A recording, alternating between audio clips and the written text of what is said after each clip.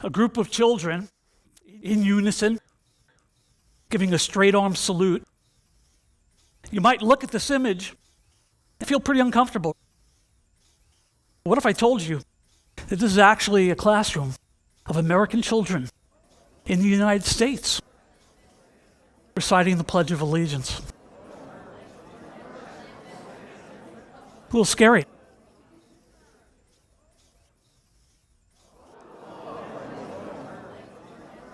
You might be horrified to see this.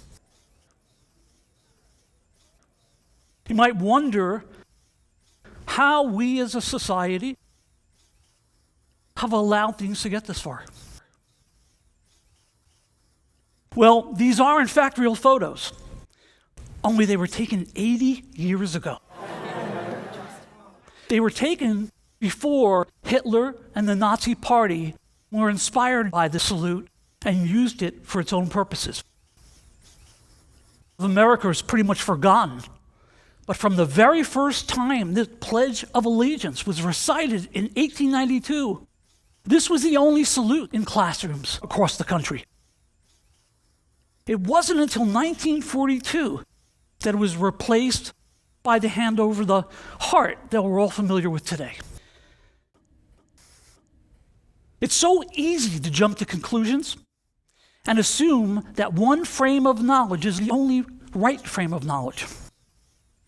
For all the talents and all the skills and all the creativity that we've shown as a species, we've never been very good at figuring out if someone is lying to us. And that's true even when someone has the same values, beliefs, and the same language as you do. But what if that someone that you're talking to has spent their most formative years in a place where the most basic aspects of communicating with each other was drastically different than what you're used to? What happens next? When we don't fully understand the cultural context in which something is said, we're likely to make very huge mistakes in understanding someone's intentions. And that's what we're here to talk about today. Before I really understood culture, I was on a British Airways flight. And it was about dinner time, and the flight attendant came up to me and said, "Good evening, Mr. Friedman. We're glad to have you on board. We've accidentally loaded the breakfast meals on the airplane. If you're okay with breakfast, then we have a selection you can choose from. But if you really want your dinner and you're entitled to it, we can arrange to delay the flight a little bit and make sure we have an opportunity to bring your dinner on board."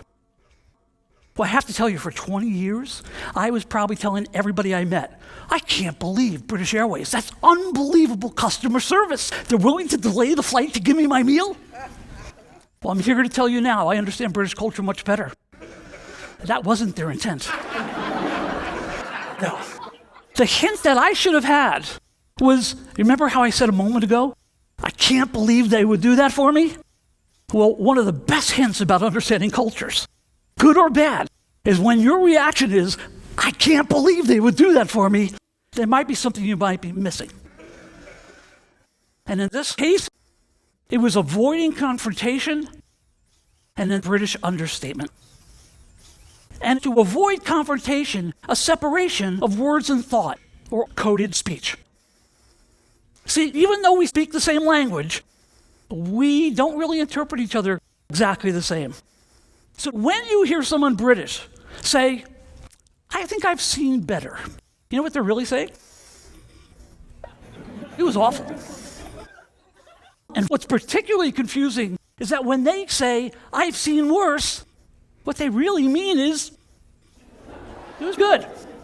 These things may seem fairly innocuous, but in a business situation, imagine when you've made the best possible deal you can, and you hear, interesting idea. What they might really be telling you is, we're not interested. And the British are not the only ones who have a separation between word and thought. You can find this in many different cultures.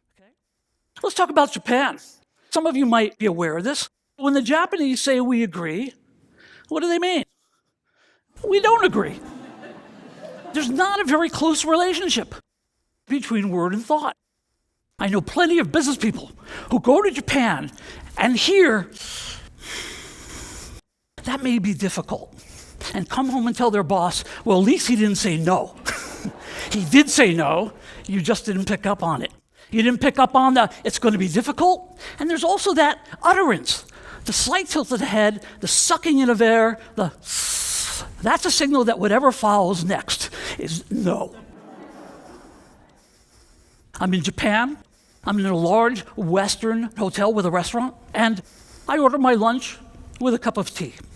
And the waitress brings me my cup of tea and my lunch, and I say, may I have some sweetener for my tea?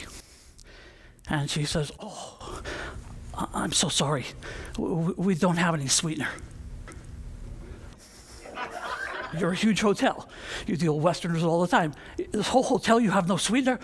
Oh, sweetener. Oh, you want sweetener? Oh, no, sorry. We don't have any sweetener. I said, okay, fine. Just bring me a cup of coffee. She takes back the tea. She brings me the coffee, out with an entire caddy of sweeteners. For the life of me, I can't understand what happened. And then what you find out is that nobody in Japan puts sweetener in their green tea. It's just not done. And if I had done that, I could have embarrassed myself. I could have embarrassed myself in front of everybody in the same restaurant. The waitress didn't want to put me in that position. So it was easier for her, if you will, to lie to me about whether they had sweetener or not. She knew what I was saying, but she wanted me to save face. But it goes to show you how in other cultures there are much greater priorities than there are in the US. So codes in Japanese culture are harmony, and many times if they are unable to meet a request, that may be avoiding confrontation. And again, I can't believe with the sweetener. So let's look at the opposite side of that spectrum, a country that's blunt and factual. And I'm going to use as an example a client of mine from Finland. He was an expat living in the US, and my initial engagement was to shadow him and see him out in front of customers.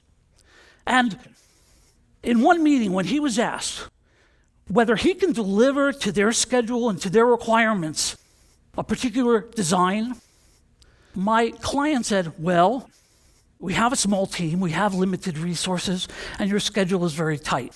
So I don't really see there being a very good opportunity for us to do that, but I'm willing to take it back to my management and see what they say. And Yuka, my Finnish client, says to me when we walk out of the room, I think that meeting went really well. I think we're going to get that deal. I said, Yuka, not in the US. We don't build credibility by giving a worst case scenario and then trying to explain it better. So in some cultures, it's more important to deliver that brutal honesty and those facts. And again, the reaction is, I can't believe you're telling me that. Now imagine for a second, a guy like Yuka going to a country where there's a very wide separation between word and deed. And imagine how lost he would get dealing with the people in that culture. In Germany, also quite the contrast to Japan. When they say we don't agree, and Germans have a very tight word-thought correlation, what they mean is, we don't agree. I find Israel fascinating, because in Israel, if you've heard them say, impossible, you know what they're really telling you? We think you can do a lot better than that. That's just your opening bid, and we realize that, but we're challenging you to come back with something stronger. Now, the US likes to inject a little bit of cynicism. And in doing so, when we have not been convinced, we'll say, you've got to be kidding me. And it's amazing, actually, how many times we say this. So what is truth? Well, it really depends on context. And it's the examples we just showed, how words and thoughts are used in that country. You have to look at how important harmony is to that culture and whether it manifests itself in saving face and what they will and won't say in different situations. You have to also look at the priority a culture puts on diplomacy versus the absolute truth and facts. But at the most basic level, everybody on the planet shares common ways of behaving if it has to do with survival. And the next level up is social culture, groups that we belong to or that we have been influenced by, from regional, national influence, our religion, our education, and all our experiences. And then finally, individual personality characteristics, because whether you lie or tell the truth, culture is how you should behave. Personality is actually how you want to behave. And I was on a flight a few months back, and somebody said, "You don't have to tell me about culture. I know the golden rule." That tells me that person believes in something that first came about when people only traveled 30 miles in their entire lifetime and never got exposed to somebody else's culture. And that's why there should be a rule about treating others the way they want to be treated. Now, there's been a book written called The Platinum Rule, but I don't like the term platinum. Because look at the physical characteristics of platinum. It carries a certain amount of prestige. It's a rare element. It's not sensitive to the environment. And it's a catalyst for combustion. So I'm not sure that's the right term I want to use for the next rule. Okay, I'm from Silicon Valley. Nonetheless, I still think silicon has some attributes that make sense. For example, it has excellent bonding properties. It's great at developing relationships with other elements. You can actually grow it with the right process. And finally, it withstands intense heat and activity without breaking down.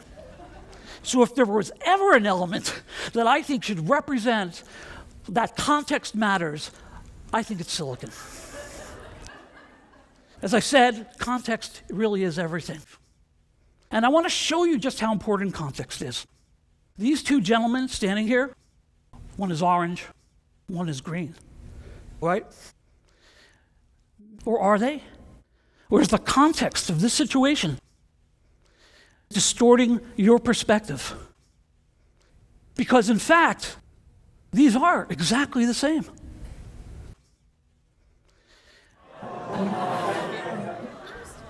Context can totally affect your perception of reality. So we all know that our lives are becoming more intercultural. Study after study has shown that multicultural teams get better results than homogeneous teams. So what we need to really do is get a better understanding of each other. Because when we seek out the traits we share and embrace our differences, we'll have not only achieved more, but we'll have transcended those differences. Thank you very much.